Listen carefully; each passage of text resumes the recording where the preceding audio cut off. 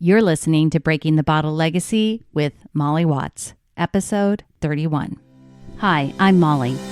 After a lifetime living under the influence of family alcohol abuse, spending more than 30 years worrying about alcohol and my own drinking, believing I had an unbreakable daily drinking habit, I changed my relationship with alcohol forever. If you want to change your drinking habits, then Breaking the Bottle Legacy is for you. My goal is to help you create a peaceful relationship with alcohol, past, present, and future. Each week, I'll focus on real science and using your own brain to change your relationship with alcohol. Nothing has gone wrong. You're not broken. You're not sick. It's not your genes. And creating peace is possible. I'm here to help you do it. Let's start now. Hello and welcome back to Breaking the Bottle Legacy with me, your host, Molly Watts, coming to you from an absolutely gorgeous Oregon. I know, it's July. What can I tell you? It's just the perfect time of year here, and I really encourage you to visit because I guarantee it, by October, I will not be saying how gorgeous it is here in Oregon. Today on the podcast, we are going to be talking about using science to guide your alcohol decisions. But before we get there, I want to do a little housekeeping first. So I want to encourage you, if you haven't checked it out yet, to go on over to Facebook and check out my private group, Alcohol Minimalists, Change Your Drinking Habits. The group is awesome. It's been very active this weekend and I love it. Lots of people sharing their struggles, sharing their wins, and really just supporting each other. And I absolutely love that. It's not all about me, but them. And we're really creating a community for people that are trying to become alcohol minimalists, right? To incorporate alcohol into our lives in a minimal way that reduces harm, but still we're able to enjoy it. And one of my members shared this. She said, Molly, I learned about Bud Zero. This is not an ad, by the way. From you, so therefore you are responsible for last night, which was the end of a stressful day and therefore an excuse to drink. But had a couple zeros instead. Ha, take that excuse. So you are responsible for my getting up early, exercising, and feeling positive about the day. I may actually get stuff done today. I firmly believe that just saying I won't is not a plan. It's a formula for failure. Thanks for helping me to find a thing to put in the blank space when I choose not to drink alcohol. So, again, would love to have you. It's a free resource, so come on over and check it out.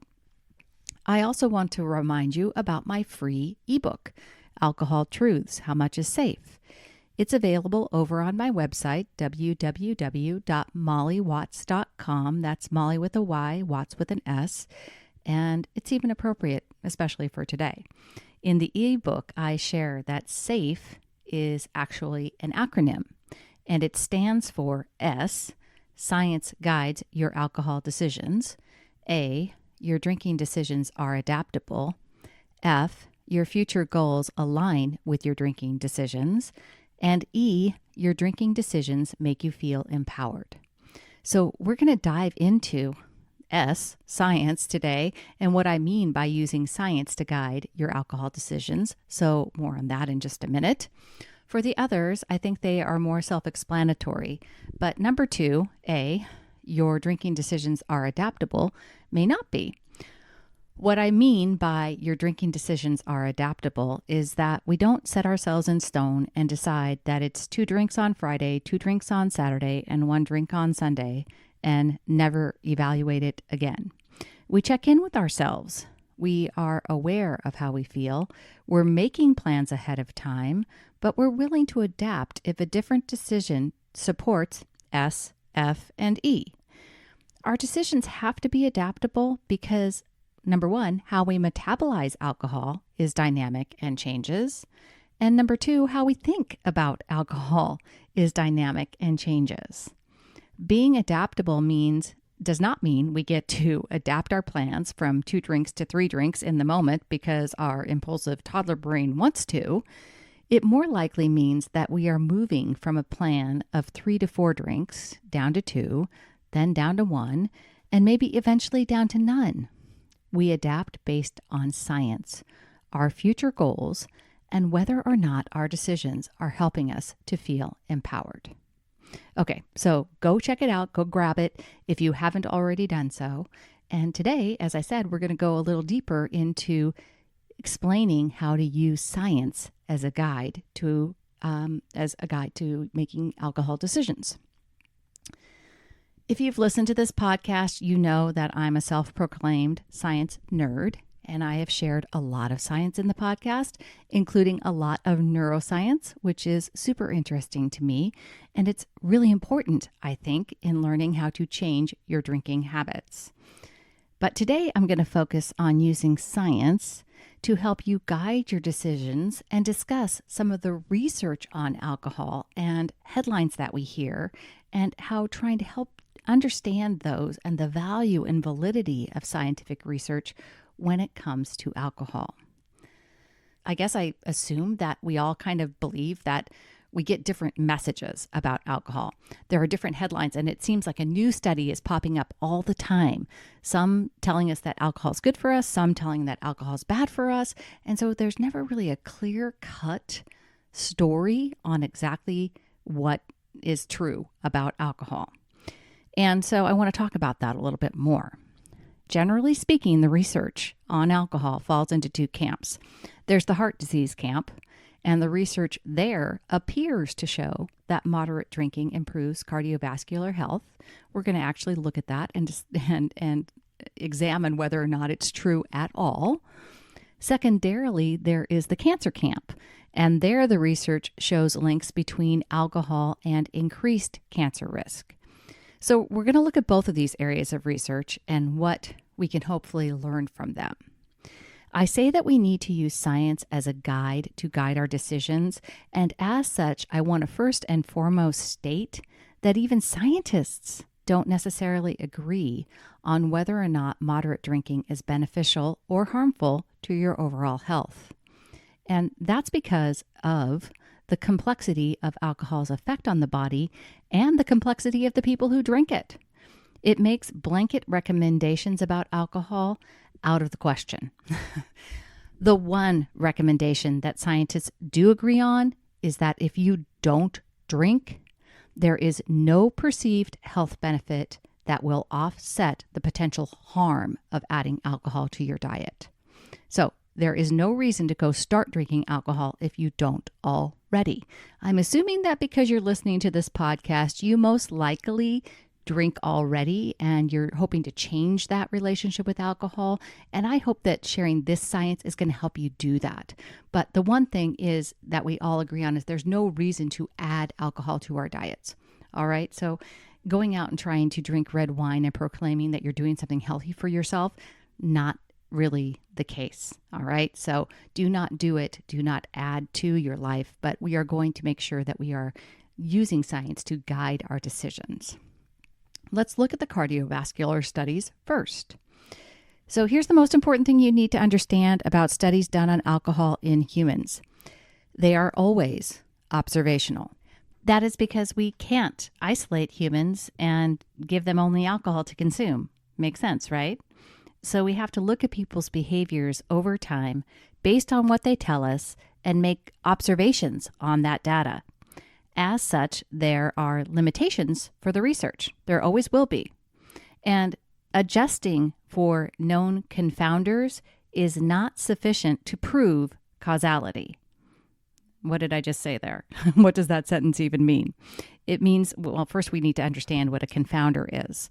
It's a great word, isn't it? In science speak, confounders are factors other than the exposure/intervention that may affect the outcome of interest and that can be related to exposure/intervention. For example, in a study of the effects of caffeine on pregnancy outcomes, smoking might be a confounder if women who drank coffee were more likely to be smokers than were women who did not drink coffee. With alcohol, there are always confounders because we can't isolate alcohol consumption. And so what that first statement says, adjusting for known confounders, isn't sufficient to prove causality. Simply put, that means that when you take out all the confounding variables and or adjust for them, there isn't sufficient evidence to prove causality with alcohol. AKA, drinking red wine does not cause better heart health. It may help heart health in very limited amounts, but we simply cannot create a causal link. All right? Observational studies are valuable for generating hypotheses, but they are insufficient as final proof. And the number of observational studies is not an indicator of the strength of evidence for causal effect. Observational studies remain second-class evidence. This is also confirmed by the many studies that give unreasonable results. One I love, this one. There's a study that showed that television viewing is associated with higher cardiovascular and total mortality, independent of physical activity, gender, age, education, smoking, alcohol, medication, diabetes history, family history of cardiovascular disease, and cancer and body mass index. I'm sorry, what was that? So, independent of all of these known confounders, physical activity, gender, age, education, smoking, alcohol, medication, diabetes history, family history of cardiovascular disease, cancer, and body mass index. Why in the world would TV viewing be more harmful than, say, for instance, book reading? Right? It's got to be due to some unknown health-related characteristics, confounders, within the group watching more TV. Because all of those other confounders we know implicate cardiovascular disease. Anyway, so that's one of the problems with observational studies. In addition to the huge problem of identifying and covering all relevant confounders, there are classification problems when subjects are referred to drinking groups. And this was discovered when people were reviewing some of those heart beneficial red wine studies. And it's something about the non-drinking groups, right? The non-drinkers, the abstainers, when they're compared to moderate drinkers, they many times include sick quitters, all right? Sick quitters are ex-drinkers who quit because of health concerns, and ex-drinkers have considerable excessive cardiovascular and total risk for mortality. So in these studies, the non-drinkers included sick quitters. So of course, the moderate drinkers are going to compare favorably in these studies because the non-drinkers might be sick quitters. All right? And so if you take all of that, right, there's still been a load of observational research done on cardiovascular influence for alcohol.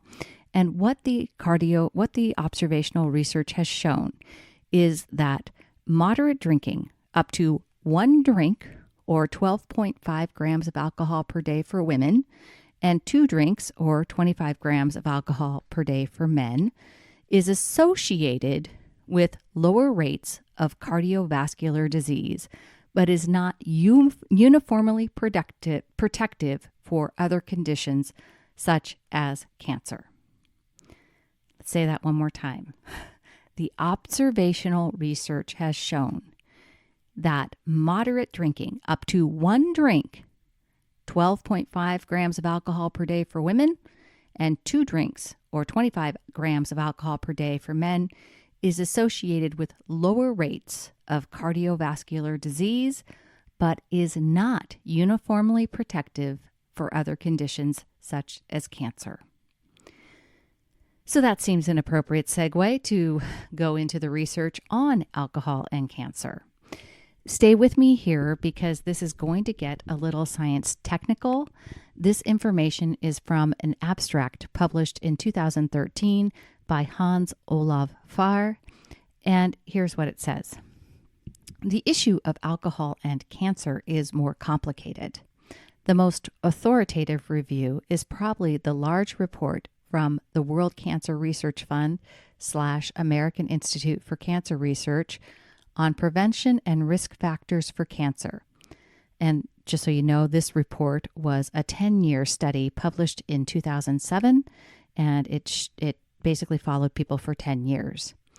The chapter on alcohol concludes, the evidence that alcoholic drinks are a cause of cancers of the mouth, pharynx, and larynx, oesophagus, colorectum in men, and breast is convincing. They are probably a cause of colorectal cancer in women and of liver cancer. Assessing this evidence, the conclusion for most of these types of cancer is there is ample and consistent evidence, both from cohort and case-control studies, with a dose-response relationship. There is robust evidence for mechanisms operating in humans.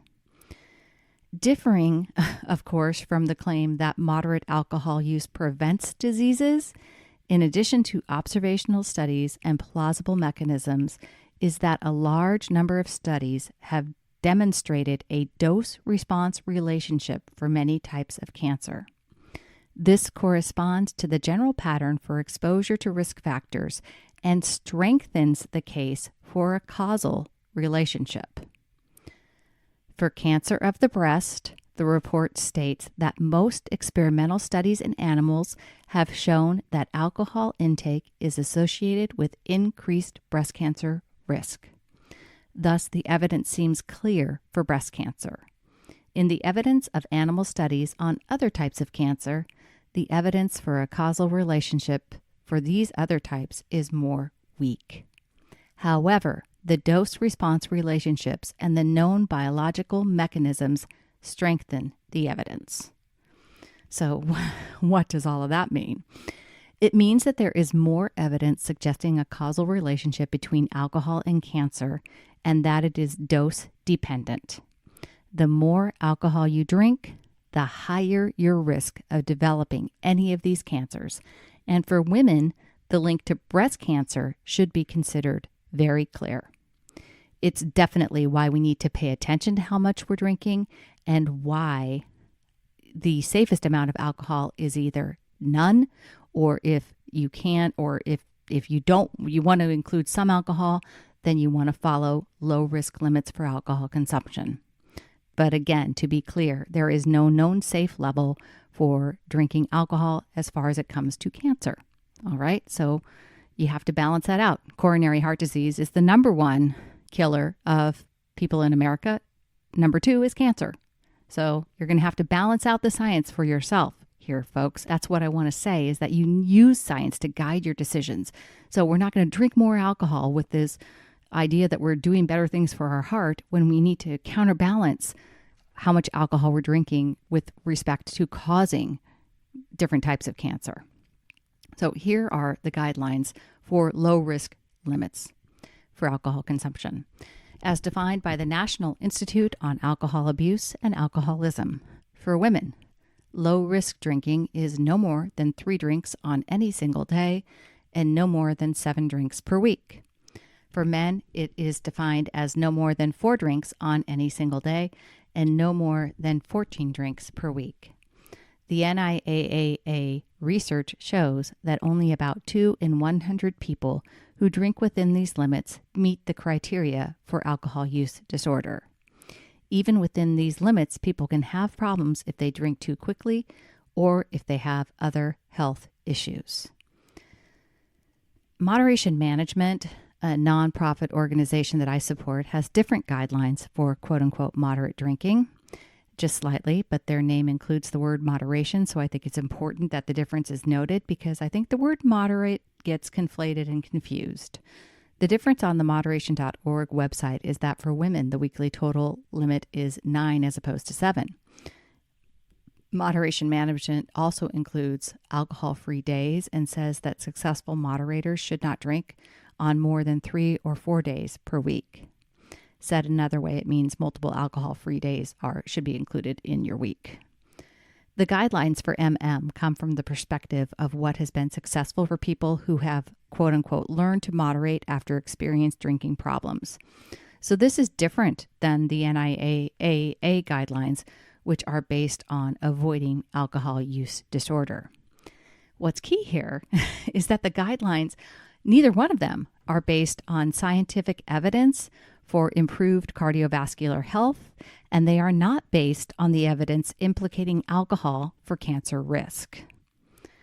One of the keys I found in creating a peaceful relationship with alcohol was to understand the science of alcohol and the truth of both the perceived benefits and known risks.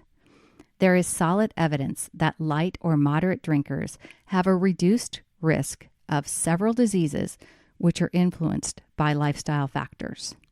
Whether or not the lower risk is due to alcohol is a more complicated issue. The problem remains that we do not fully know what is implied by all relevant confounders. Confounders in the case of alcohol studies include all other lifestyle factors: age, education, diet, exercise, smoking, etc. This means that in practice, we are unable to find a perfect reference group. Today, the FDA requires randomized studies to approve new therapeutic or preventative drugs. It may be argued that such studies should be required to recommend alcohol as a protective agent. Thus, alcohol's possible ability to prevent diseases should probably not be considered as an established fact. For me, using science to help inform my drinking decisions has helped me break a daily drinking habit that passed the levels of, in low risk and was clearly impacting my health and putting me at risk for both cancer and cardiovascular disease. Once I understood, and the reason I say it was putting me at risk for cardiovascular disease isn't because of, obviously there's the perceived benefit, right? But it's the excessive calories. It's the lack of motivation to go work out in the morning because I had drank too much the night before. All of those things impact, right, your cardiovascular disease risk. Once I understood that it wasn't all or nothing and that I can enjoy alcohol in a minimal way, it helped me reduce my daily drinking and become committed to a healthier lifestyle overall. Just like the comment from my group member I shared at the beginning of this episode, she commented on how not drinking and enjoying an NA beer had allowed her to be up the next morning exercising. I feel the same way. I'm happier and healthier with an alcohol minimalist lifestyle. If you want to explore more on the science of alcohol, I will link in the show notes the research articles I used for this episode, and I would also encourage you to go listen to the Science Versus podcast. It's a great podcast I love, got a brilliant Australian host, and she's got a wonderful accent, and there is an episode from March of 2019 called Science Versus Alcohol, and I loved it. It's one that I've listened to a few times, and I really enjoy it, so would encourage you to go listen to that. That is all I have this week, folks. And until next time, choose peace. Thank you for listening to Breaking the Bottle Legacy. This podcast is dedicated to helping you change your drinking habits and to create a peaceful relationship with alcohol. Take something that you learned in today's episode and apply it to your life this week. Transformation is possible. You have the power to change your relationship with alcohol now. For more information, please visit me at www.mollywatts.com.